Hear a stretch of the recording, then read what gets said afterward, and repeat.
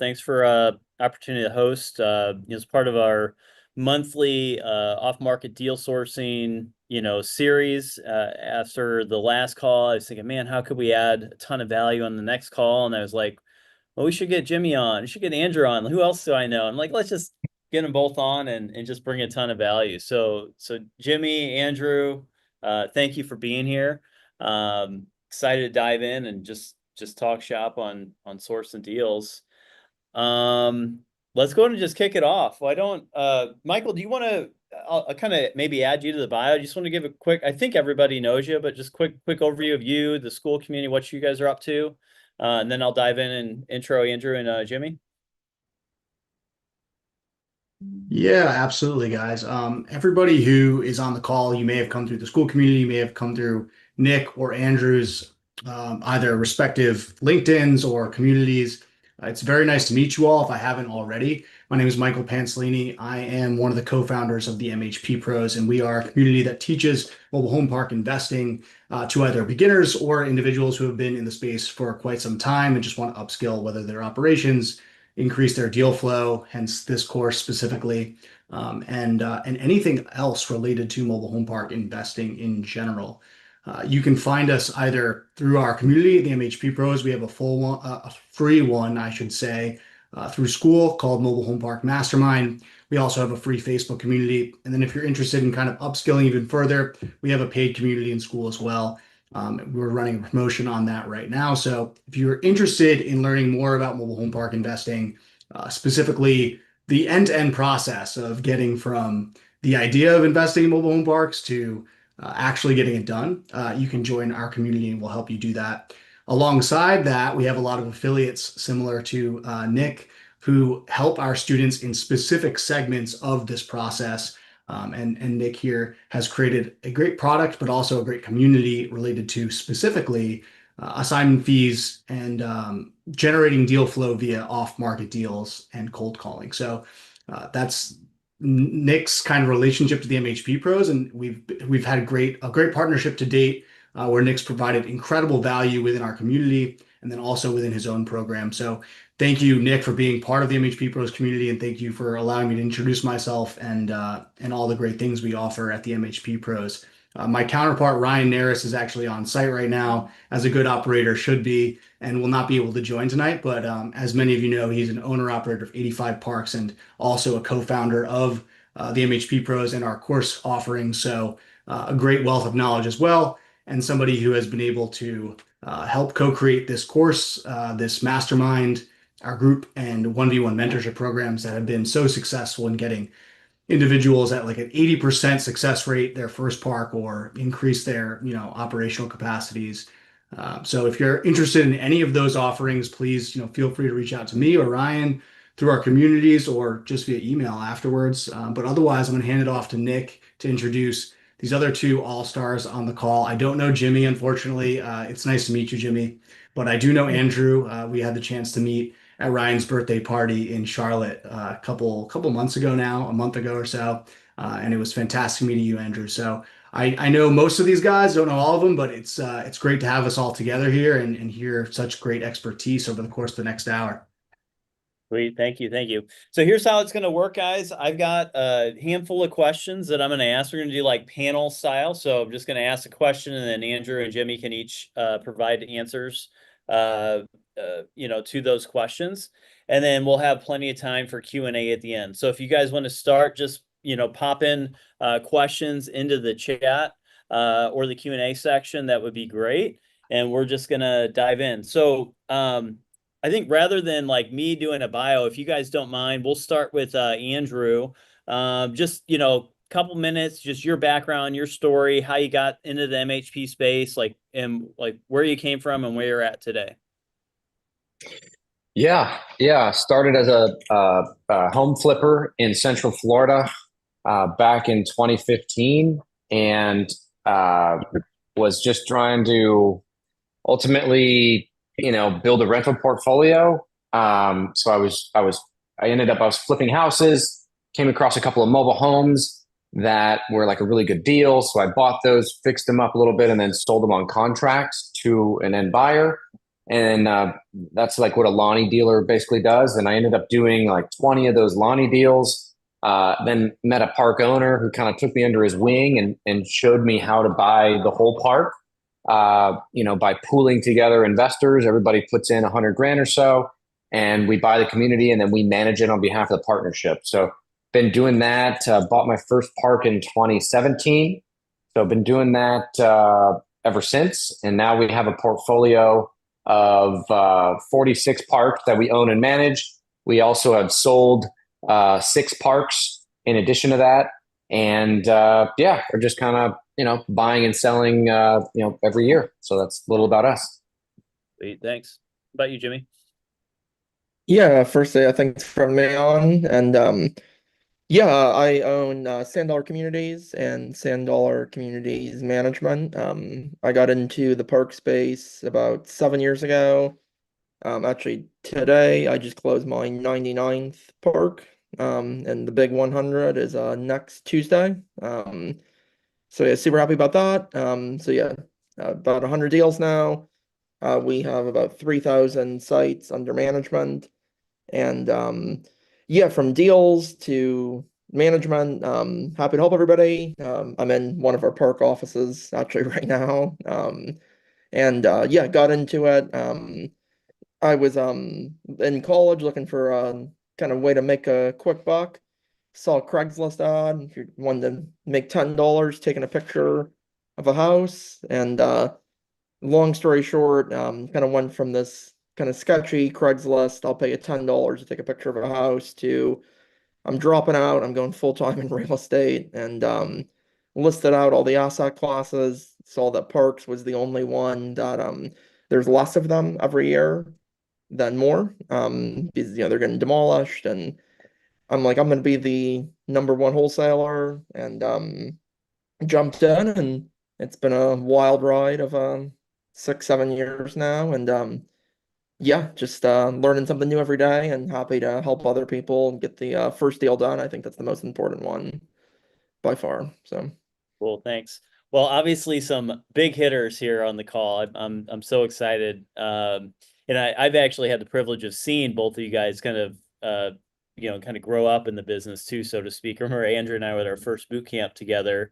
And then like I actually started a business right after that. So I didn't buy a park. And then 2 years later, I'm back at a boot camp and Andrew's like up on stage talking to everybody like, hey, I bought a bunch of parks and it's going great. So but anyway, so let's dive into finding off-market deals. I think that's what why probably everybody is here. They want more off-market deals. And I just asked, what does your current off-market deal flow look like?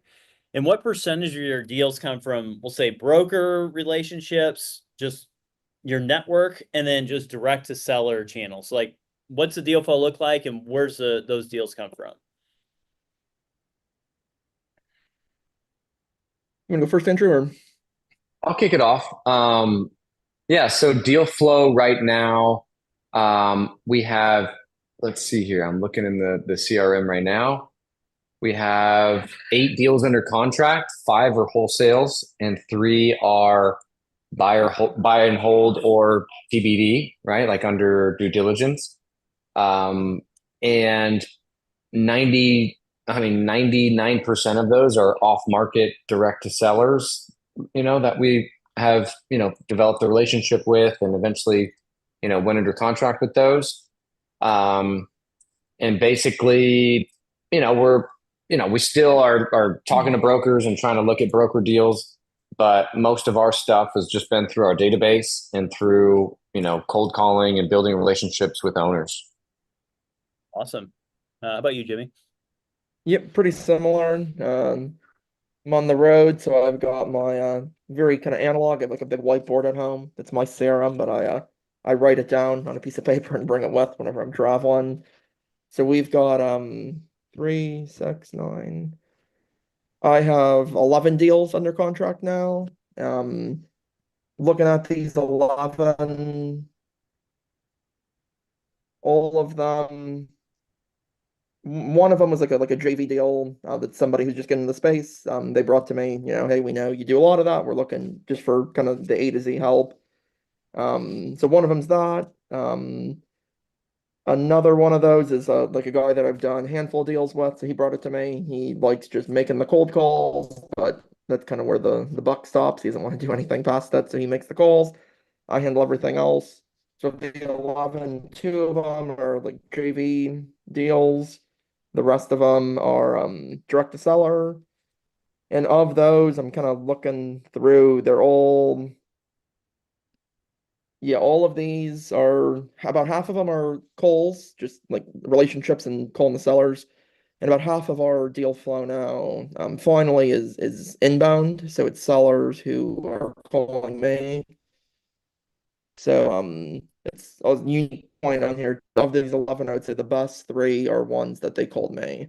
So it's taken 99 deals to get there, but now just it's such a tight knit space and such a tight knit community. Everybody knows everybody, and we've been kind of lucky enough to have a lot of the sellers leave great reviews and referrals, and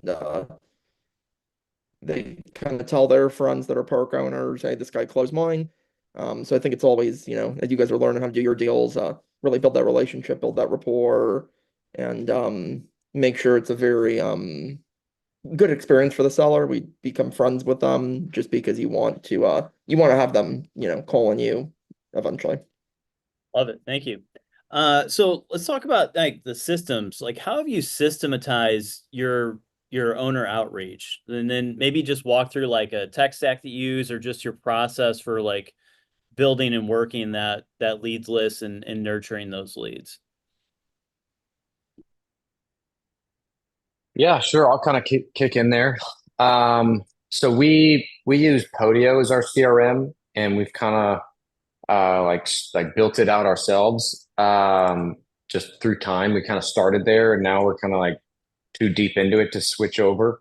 Um, but that's what we use, and then we've built in some automations where like we can text directly from Podio, like from the comments section, and we can set them up on like a drip campaign, automatically with text messages and things.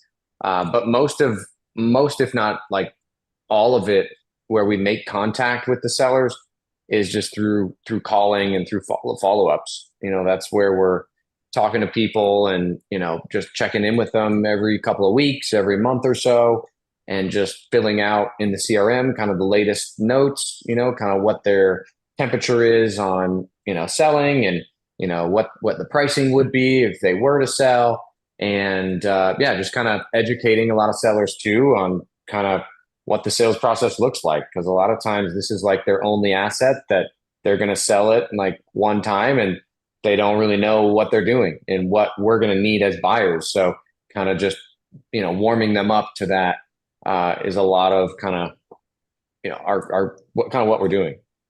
Yeah. Yeah, I'm probably not as good of advice as that. We don't have a CRM. I have this whiteboard at home.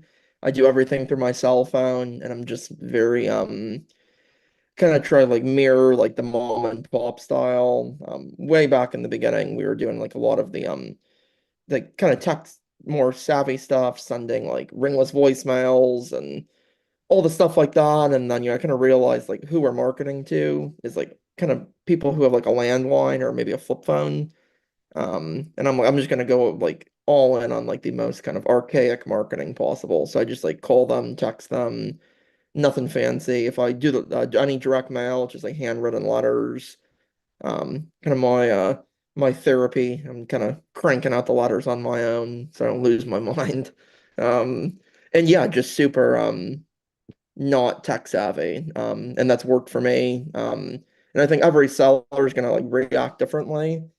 Like if me and Andrew are both talking to the same one of them might hate me but love him. They might love his letter but hate mine. They might never answer his call but recognize an area code that I call from. So I think it's if everybody on this call, if we all called the seller, he's only going to sell to one of us, and he could sell to one of you guys because he liked the shirt you were wearing. So it's I think it's just sometimes it is just right place, right time, and I think always the right time is right now.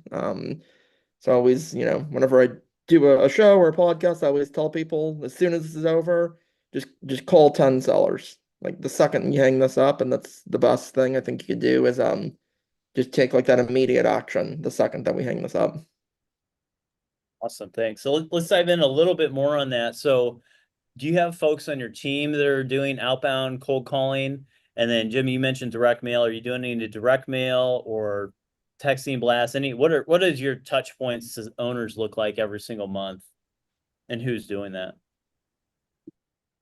On my team, it's mostly me. So with all the management and everything, like I have a full team built out for that. The marketing I like doing. It's my favorite part of the business. So I'm doing all of it myself. In terms of like touch points with owners, I mean, it kind of depends on like where it's at in the process. I have some that are they're like, hey, call me in years, and like I just throw that in the calendar, and we'll call them 5 years later. Others, it's like, once a quarter, once every 6 months. Probably some of the best ones is like, I'm here in Minnesota right now. So I'm like hitting every Minnesota seller that I kind of know might be interested in. And I'll like just send them like a picture, like as I drive through town, like of just the city sign. So like they know I'm out here, they know I'm active. Sometimes like drive through their park and be like, to make a joke, like lot 10 is looking like a train wreck. You want me to talk to them? Just something that like they know you're in there, that you're like invested. I kind of go for like not in a bad way, but like I kind of want it to be like awkward when they do go to sell if they don't call me. Like they almost feel bad, like I have to call that guy. He's like in my park every couple months. Yeah, I just go for like kind of just the again, it's probably not the best advice, but like just like the random here and there. And yeah, it's worked. It's worked 99 times. That's so cool. Yeah, I love that. That's like so awesome. You just text them photos and stuff, and they probably appreciate it because they're like, "Oh, geez, that guy put a washing machine in his yard again or something." It's just like, "Geez, let me text that guy." Yeah. Ours has grown into like this, behemoth of a process, but it started just like that. It started with me picking up the phone and just calling people and using the dialer. I'm not sure if you guys remember, like there was like a Moho dialer, or it was just like a 3-line dialer, and we were, I started on that, but yeah. So now we have 3 like senior sales executives that basically have about 500 parks in their follow-ups that they're just following up with, every single month. And then we have 2 cold callers that are just kind of like they're like overseas cold callers that kind of just ultimately like confirm the owner that that's the actual owner of the property, and then kind of funnels it into the follow-ups for one of the SEs. And then yeah, we have data people. We have like 6 data people. That's a big part of just kind of getting fresh data, reskip tracing stuff. And then yeah, we have a rent comps person, because that's one area where we're able to kind of pay up for stuff is if somebody's like really below on market rents. So we have someone that just calls around and gets market rents off nearby parks from some of the leads we have. So that's kind of and we have a transaction coordinator as well. So that's kind of what our team looks like.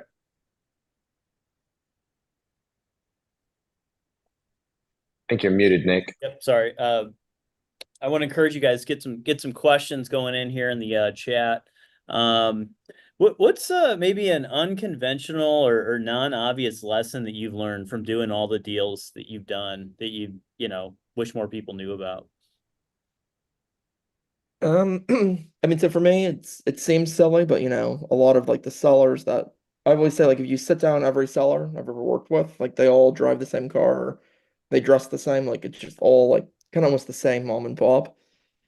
So it's more of like a funny story, but it was like I don't know, like I was probably like deal like 15 or 20. And this is when I was like kind of developing, like I call it like the uniform, like if I'm meeting sellers, I would like wear the same thing, everything the same. And it was like a double whammy. So I'm like, have a Starbucks, and the guy's like, Starbucks? You don't make your own. And I swear, like I lost this deal because he's like, this guy's like a coward drinking Starbucks. And so we're like talking about it, and I'm like, yeah, just bought a house, doing this, and that. And he's like, what do you do for landscaping? And I was just kind of young and dumb. I just didn't know. And I'm like, yeah, like I have a guy who cuts it. And that the deal was like, yeah, it'd be like he like left like 2 minutes later. he's like, only a real man mows his grass. Like if you hire a company, um, yeah, like that's not the type of guy I want to sell to. So like all the sellers, like they're always just like you kind of want to find what they're into, and most of them are like very into like grass mowing and stuff like that. So I'm not encouraging you to lie, but maybe avoid some of the more touchy topics like drinking Starbucks and grass mowing, because at least our sellers like I know what they like, and I'm like super big into fishing, and I do like all the tournaments, so I kind of try and cater towards that. But yeah, just be kind of cautious of who you're sitting down and meeting. That's great. That's great advice. Yeah, I would go to like making sure you're doing the right due diligence, right? Like there's a lot of parks out there that like have a lot of stuff wrong with them, right? From Orangeburg, sewer lines to the sellers telling you there's 120 lots, and then you get out there and there's 94, and you're, halfway across the country, spend all this money to get there, and the guy's like, "Whoops, my bad," and you're just like, "Oh, I thought, we were paying you based on a different number, so now the number's going to look a lot different," and they just want nothing to hear it. So I would just, really try to make sure you're doing the right due diligence, and then obviously during your on-site, like, you know, confirming everything that was told to you, especially the rent roll. Due diligence is key. Great Thanks for advice. sharing. So if you had to start over, like you literally you know nothing, you maybe just quit your job, and you're like, I'm gonna go buy a mobile home park. No brand, no relationships, no deals. What would your first 90 days look like to source your first deal? Just completely start from scratch. Yeah, it's a great question. I think like everybody on the call like has like a competitive advantage of where you're from. Um, so I think that like for me, like I live in Tampa, so like I can get to a deal in Tampa quicker. And one of my buddies, and he's like just super smart businessman that I know. He lives in a kind of smaller area in Illinois, and I kind of like call him like the king of the city, just because he buys everything there, and he just knows like every park in town. And like we have some parks there. And yeah, I just like every it seems like every deal kind of just like passes through him. And I think that like everybody on here, most people probably live in different cities. So like I might have the advantage here in Tampa. My buddy Kyle, he has the advantage in this Illinois town.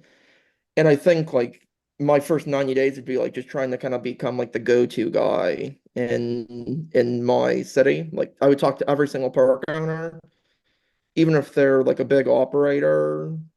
Um, and yeah, just call them, hey, like, and just be honest, like I'm looking to get my first park. I live 5 minutes away. Do you know anybody who's maybe selling yours? And I've been telling a lot of people who are like on my newsletter and looking to get into the space to be like a Lonnie dealer. I know Andrew mentioned that his first deals were Lonnie deals. And yeah, every park, like they don't want vacant homes. And like I'm here in this park here in Minnesota, I'm meeting with the city and stuff because we have a couple vacant homes. And if you show up to a park, hey, is the owner there? Hey, do you have any vacant homes? I would love to buy one, fix it up and rent it out. I think that's so valuable, and I think that will go like full circle. So I would spend my 90 days just literally talking to a single park within like 30 minutes of me and trying to become a Lonnie dealer. And like you could do that for like less than 5 grand.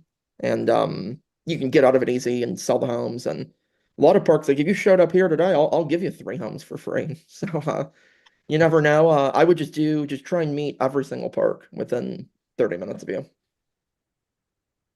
Yeah, that's great advice, Jimmy. No, I I think bet that's Jimmy spot has on, some parks that he'll sell too right now, right, Jimmy? You got a couple small ones you want to get rid of? I have a park I'll give somebody for free. Yeah. No, I think if I had to start over, I would start again as a Lonnie dealer. I think you learn so much through that process. And like Jimmy was talking about dealing with the owners of the parks and how like there's a certain profile uh, that is who you want to become friends with. But then also I think I would pick an area too. Like obviously if where you live is great, but when I got started, I lived in Orlando and I just started calling and building a database of all the parks around like certain Midwest cities, like around Omaha, Nebraska, St. Louis, Des Moines, and like really building out my network there because I took the MHU boot camp and he was like, well, that's where you should start. There's the best cash flow up there. So that's where I started. And my first park was up near you, Nick, near St. Louis. And I lived in Orlando. So I think just mastering a market and like you're saying, like understanding, okay, this one is mom and pop owned, this one's corporate owned. Who are those mom and pop owners, and really trying to get on the phone with them. Awesome. Yeah, great advice. So let's keep the questions coming in, guys, in the Q&A section. We will kind of focus in on more acquisition, off-market type stuff. If we have extra time, we can cover some of the other ones. But Declan had a good question. So how do you find owners that you can't find or have the wrong number? Are you looking through permits they filled out or finding other ways to find that inaccurate data, or any specific software to find wrong numbers? It's a great question. We've actually gotten lucky sometimes. Like if you just look up the place on Google Earth, or on Maps, the number on the sign is often like their cell phone number from like when they first bought the place and put a sign on. So we're doing that, or if you just do like super basic Google search, like if it's Nick, you just type in first name, last name, anything you know about them, and yeah, it could show up that he owns a restaurant and then his number's there, or so just almost like not even paying for anything, just doing more as like an informal, like look up the seller and you see his like kid was in the basketball championship and there's his name there and you kind of back into it. So we've gotten lucky doing a lot of that, or just like showing up and asking a tenant like, hey, I want to buy a house here. Do you know the owner? And they'll be like, oh yeah, here it is. And um so the really tricky ones, just like sometimes you get lucky with like a number on a sign or he owns another business in town, stuff like that. Yeah, we do the same stuff. We do use a skip tracing software. I think it's called REI Skip or something like that. And that helps. But also there's like a free one, like fastpeoplesearch.com. You know, you type if you type the person's name in there, that will pop up a phone number. Not always the right one, but gives you a head start. But yeah, kind of just start there and start calling. Love it. Let's move into deal assignments for a minute here. So when what is the criteria? Like how do you decide I'm going to buy this myself versus do an assignment? And then how do you determine that fee? Like how does that fee get determined and how do you market that to folks? Yeah, great question. All of ours, we can do like a JV style to where we're kind of assigning everything, bringing in partners, and we'll keep a piece of the deal, charge a fee.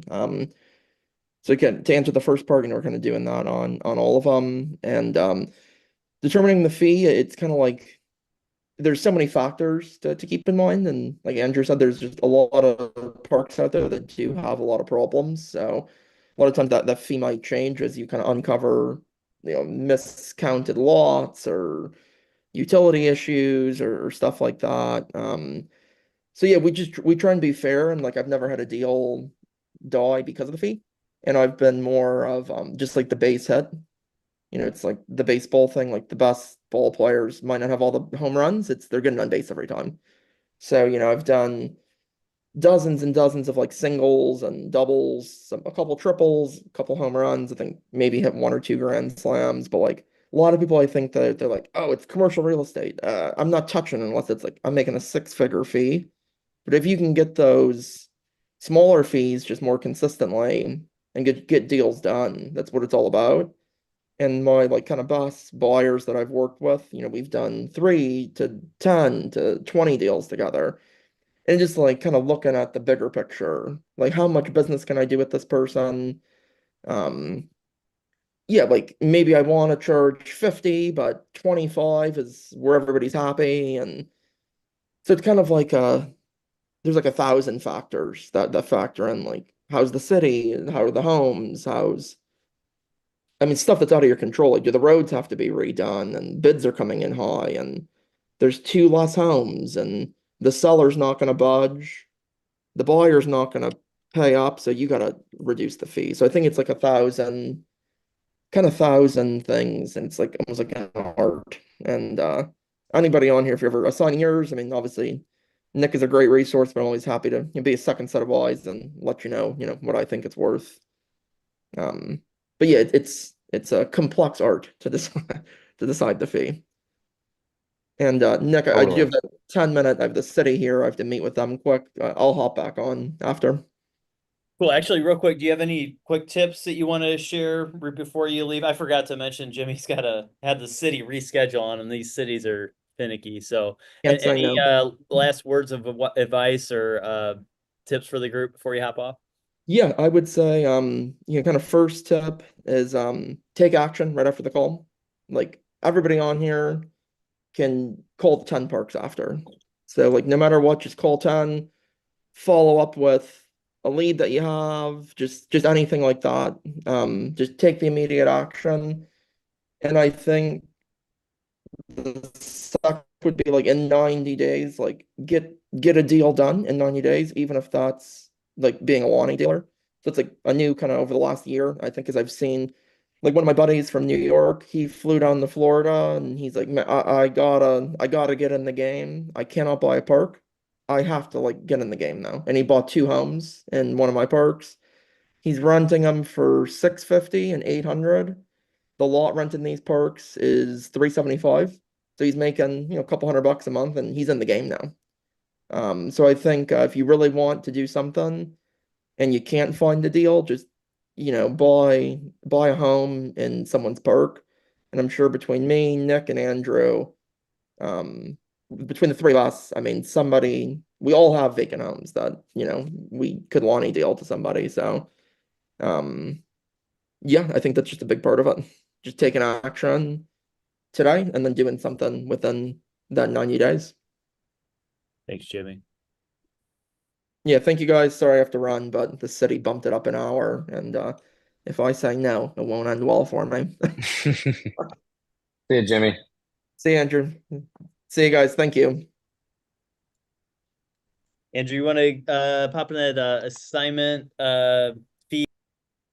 Yeah, I think there's like this misnomer of like that assigning deals is super, super profitable and like it's like this easy thing to do.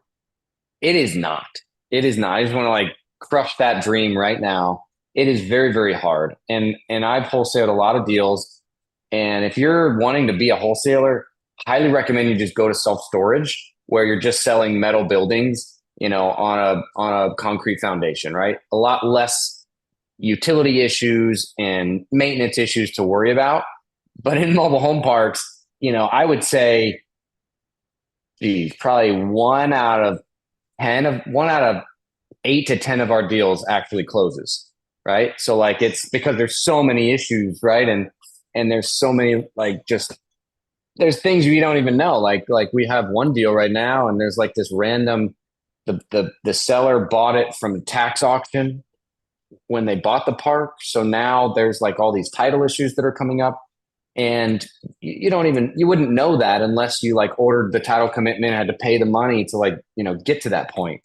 Um, so yeah, I would just say like it's very difficult to do this, but we don't tie a deal up unless we would buy it, right? So like even if some of these wholesale deals like fall apart, like we'll be right there at the 1 yard line to like buy it ourselves. But it's just you know at our level, it helps pay for some of our marketing costs. With my payroll and everything, it's like 60 grand a month, of cost that's coming through to funnel these deals. And I hope that, once a month we can get a buy and hold out of that and it's worth it. So it's just a different level. And we're buying, 50 lots and up, on public utilities within an hour of a major metro. That's our criteria that we're sticking with. And it's a little bit different where we can't just buy every single thing. So our wholesale deals, we don't wholesale like, 15 lot parks, 30 lot parks. Ours are only going to be the bigger deals. And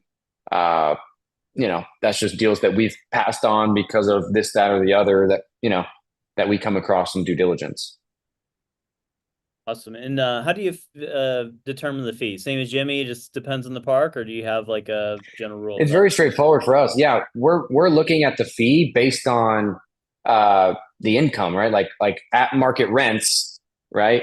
Where does this pencil out at a cap rate that makes sense with where interest rates are at? So like we're just basically assessing the fee there, right? If it's the better the deal, the lower the price, the higher the fee, right? Because it's just we know where the market's at, what deals are trading at, what the market would pay for something like this. We also have a CoStar membership, so we could see other deals that have closed nearby and closing, the price that was paid, the lender, all of that information, which is pretty helpful, but it is expensive to get the CoStar data. But that's kind of how we come up with that. Awesome. Thanks. Let's kind of stick and move on some of these questions here. So, Andrew, any suggestions and guidance of the wording of direct mail when reaching out to mom and pop? My suggestion is something is better than nothing. I don't think you have to get too specific with it, but any feedback on that? We stopped doing direct mail. It just really wasn't really working for us. So yeah, we stopped doing that and just spend more time cold calling. Yep. Same here. I've never really seen the value nor done it. We just focus on those direct relationships. How do you find Lonnie dealers? It's a good question. I think there's a lot of Facebook groups out there, and there's like mentorship programs. Like this guy Byron Sellers has this like mobile home elite investors Facebook group that we kind of tapped into and found some people from there to come to our area to be Lonnie dealers. But I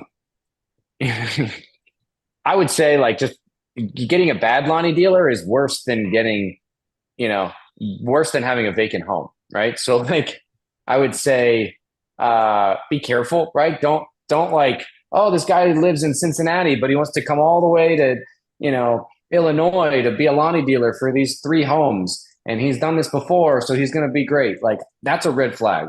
Like that's going to be hard for him to manage that, remotely and execute, right? To execute the deal. And so we're just very like picky with the Lonnie dealers that we choose. We don't just give homes away to anybody and say go to town, because the easiest part of a reno is the demo, right? So they'll come in, they'll demo the home, they'll knock everything down, have these big HGTV, goals that they're going to do at the home, and then they actually don't have the money to actually do the thing. So now you're stuck with a home in worse shape than it was before they got their hands on it. So we're just super picky, and we want to go with someone that has a recommendation from another park owner that they've used them. And that's usually what we do. Awesome. Thank you. I'll just jump in here real quick, Nick, if you don't mind. For those of you who are in our community, we're actually creating an Alani dealer match system. For those of you who need a Alani dealer or have a lot of home refurb, we are going to be partnering with John Fedro, who is like the authority in the Alani dealer training space. He's also a very ethical individual who teaches ethics in his courses and his mentorship program. I partnered with a Alani dealer via John Fedro. He's actually a business partner of mine now in one of my parks. And I can tell you that he's very ethical and he speaks very highly of John. And I've thoroughly vetted John and many of his Lonnie dealers, and they're great people. So that's gonna be created shortly, and you'll be able to connect with Lonnie dealers close by to you, so that if you do need them, you'll know that they are reliable, ethical, will not steal homes from your park, and will not leave a shell of a home, as Andrew pointed out, but instead do have the capital to execute on the refurb, and will leave your park better off than they found it. So just wanted to add that in for those of you who are looking for Lonnie dealer connections. Cool. So usually we have more questions than time permits. It's funny, I got some quiet people here today. Michael, Ryan, Ryan, thanks for hopping on. I don't know if you're able to talk. Do you guys have any questions for Andrew? And I'll come up with a couple more, but yeah, real quick, do you see the open questions and the question and answer? Have those all been answered already? Yes. Okay. Okay, great. All right here. Let me see. I think I see one from Chris Geyer. He says, at what point do you look at park that can value add from a clubhouse, pool, outdoor amenities standpoint versus just the rent raise and infill? How would you approach that? So I think what you're talking about is like parks in really, really, really nice areas. Like I have some friends out in the West Coast and they're buying parks that are like dilapidated, been really run down, and they're 100% full and rents are, there's rent control or there's some sort of like uh, you know, governing body over that. But then they'll just like redo all the roads and like fix up all the amenities and make it really nice, and then it'll obviously appraise for a lot more. Personally, that model makes me nervous, right? Because it's like I can't equate it to like directly to the increase in income, even though the rent increases would be justified. But I just prefer the easy stuff. It's like, all right, here's a 70 lot park. There's 60 occupied. I know I could fill those 10 lots, and that's going to increase the revenue, increase the income, and obviously we can make sure that the deferred maintenance is fixed as well. But I don't know. I think that's a little more riskier play to just fix up that kind of stuff. We don't ever add a pool or a clubhouse. It's just if something's already there, we kind of just clean it up, make it safe, and go on from there. Yeah, and I would Can say, you guys hear me all right? Sorry, go ahead, Ryan. Can you guys hear me all right? Yeah.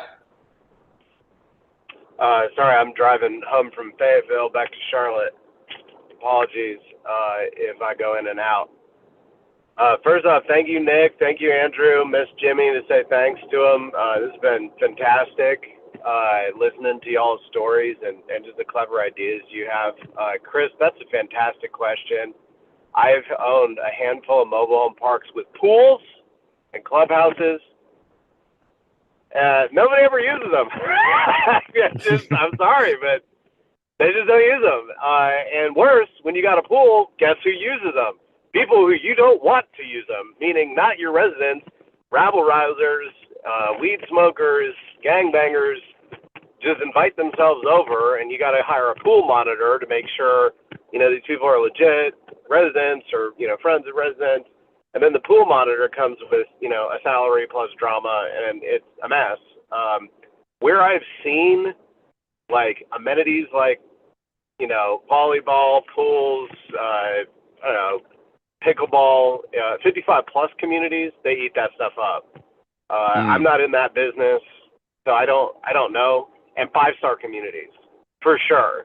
Because when you're competing against, when your cost of substitute are things like proper retirement communities or single-family homes, right? Like the tranche of clientele that we're dealing with in this affordable housing market typically don't care. Like, we've surveyed our residents over the years. The number one thing they want is lower rent. Like, that's number one on their mind. They're like, oh, great, you put in a basketball court. Great, I don't care. Like, the number one thing you can do is survey your residents. And honestly, Andrew nailed it. Like, the most important things you can do are stuff like cut down trees, fix infrastructure, pave roads, stuff like that. So I'm not saying it wouldn't. I'm just saying, for the most part, in our tranche, we don't touch it. But that was a fantastic question. Thank you.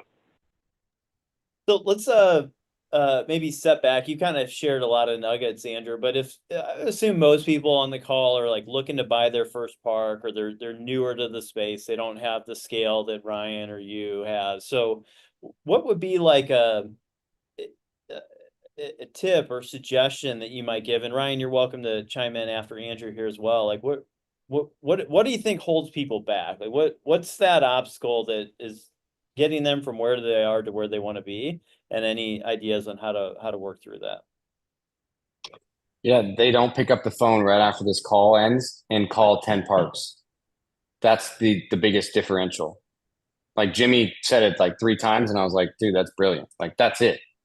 After this call 10 parks. Like, get on Google, find 10 parks and call them. And then, you can get on the assessor site find out who the owner is or the LLC is, and try to go to that fastpeoplesearch.com and try to find a phone number and call that until that you get blocked or the guy says, I'll sell it to you. I think that's the hurdle that, most people don't get over. Love it. Take action.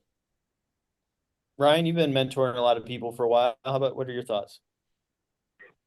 Yeah, I just want to echo what Andrew said right there and earlier, as well as Jimmy in his own words. Like, the best thing you can do is exploit the information asymmetry game. This real estate business that we're in is using one of two strategies. You're either Goliath and you outpay everybody around you and just go and just offer as much money as humanly possible and win deals that way, or you got to be a David and you have to be clever. And the way you win by being clever is by being different, unique, and effective. And the best way to do that is take advantage of information asymmetry. And the best way you can do that is, ideally you pick something you can drive to, but Andrew's spot on. Like, he's in Orlando and he's calling all over the Midwest. Like, it's great that Jimmy, picked Tampa and drove within 30 minutes of where he lived. That's how I got my start. But I mention this all the time. My friend Ryan Hill did what Andrew did, and he was out west, and he's like, there's no way I'm buying anything out west, so I'm going to call in the Midwest. Whatever you do, whether it's close to home or far away, the best thing you can do is exploit information asymmetries, and the best way to do that is pick a market or a handful of markets, go an inch wide, a mile deep, learn everything you can learn about that market, speak the language. I loved what Jimmy was saying earlier. I made the mistake of showing up to a good old boy meeting with a Starbucks cup. Then I told him I don't cut the grass. Like, that was perfect. You have to speak that language. And I'm sorry, but there's a difference between, a Mississippi Southerner and a North Carolina Southerner. There just is. And if you're from there, great, you already speak that language. And if you're not, you can learn that language. But it's really hard to speak that, to really take a deep dive all across the country. So I love that topic, and I loved both of your answers. Andrew, thank you again. Yeah, and I'd like to add real quick, as I've kind of gotten into the cold calling game and also met individuals who are really successful at it, or just individuals who have been able to close deals off market, not necessarily through cold calling. They've been able to add value to that individual in one way, shape, or form, very successfully. So one of the most successful off-market deal sourcing individuals that I know happens to be a Lonnie dealer. And the reason he's able to source the off-market deals that he has is because he's actually working on behalf of those park owners to improve their park. And then the first person that those people think of is the Lonnie dealer who has been helping them improve their park along the way. Not to mention, the Lonnie dealer also has intimate knowledge of the park itself because he's consistently there and working on it. So I've been harping on this for a while, but partnering with a Lonnie dealer in your state is very helpful in multiple regards, and that you can do refurb.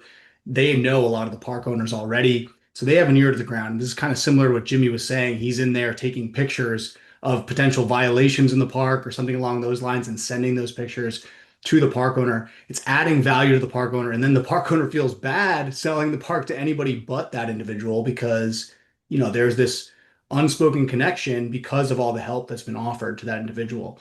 It could even be as simple as just like the ability of that park owner to help out someone younger who's trying to make it in the space. Like, if youth is an advantage, right? Like, you can say, hey, like, I'm new to the space, I'm trying to build, I'm trying to provide for my family, and I really want to jump in. If you're brand new, right? That can be helpful. Just like leveraging people's emotions as well, not in a manipulative way, but like connecting with them, whether you're helping them or whether you want their help, right? It's like, hey, please help me. I want to jump into this space. And they take a shine to you and they want to help you out. So add value in any way you can. And I think that is a very good methodology in acquiring off-market deals. It's at least what I've seen so far. Awesome. Well, I think we'll wrap up just a few minutes early today. Before we do, though, I want to highly recommend, again, the school community and the paid version that they offer, and also Andrew Keel's podcast. I just want to thank Ryan and Andrew for the podcast hours that you put in, both of you. I don't believe Ryan's doing his podcast anymore, kind of shifted the focus here. But both podcasts, I've probably listened to well over 50 episodes each, probably in the hundreds, and just added a ton of value to my life and business. So I want to thank you. I want to, encourage you guys to check out that podcast. But Andrew, you got any other like parting words of wisdom or anything you'd like people to, keep in mind for you in terms of, your journey in the MH space?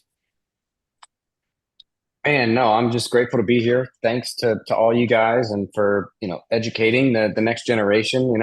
I think there's a lot of mom and pops out there still, and there's still a good amount of opportunity in the mobile home park investing space. I do have a free ebook. If you guys go to my website, it's keelteam.com, called The Top 20 Things I've Learned from Investing in Mobile Home Parks, from market demographics to specifics in due diligence and utility infrastructures and how to find deals. So definitely recommend you check out that ebook. But yeah, just super grateful to be here, and thanks for the invite. Awesome. Well, I have a bunch of takeaways that I personally wrote down, so I hope you guys got a lot of value. I'll just kind of share a couple.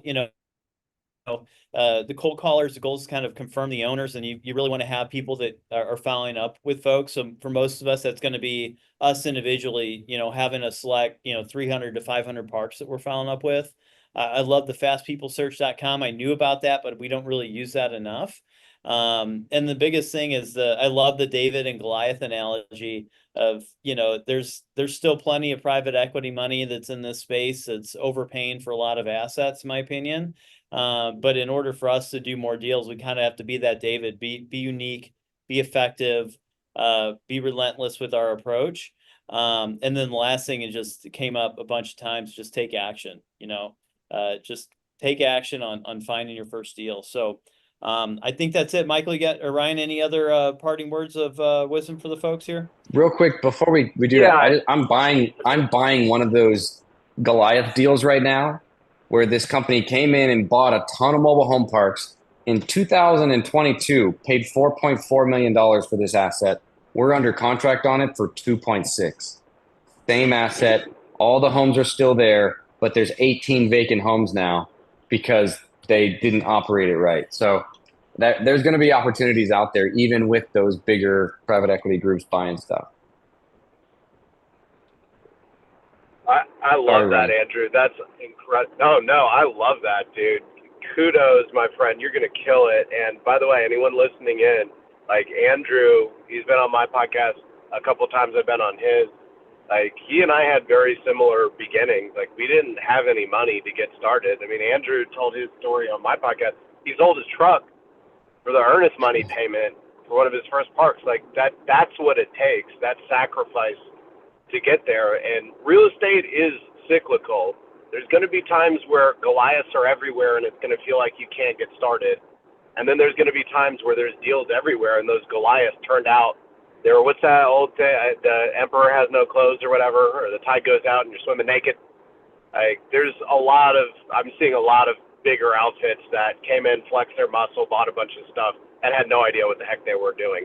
There's no reason why any of us listening in right now can't take advantage of exactly that. This opportunity I just left here in Fayetteville, North Carolina, same story. A big outfit, overpaid for it, didn't know what the heck they were doing, and I bought it out of foreclosure. So that can be everybody else. Yes, Nick, thank you. I do have one thing that, Michael likes to say this about me all the time. I love telling stories. So I'll end with a quick story that kind of summarizes this call for me.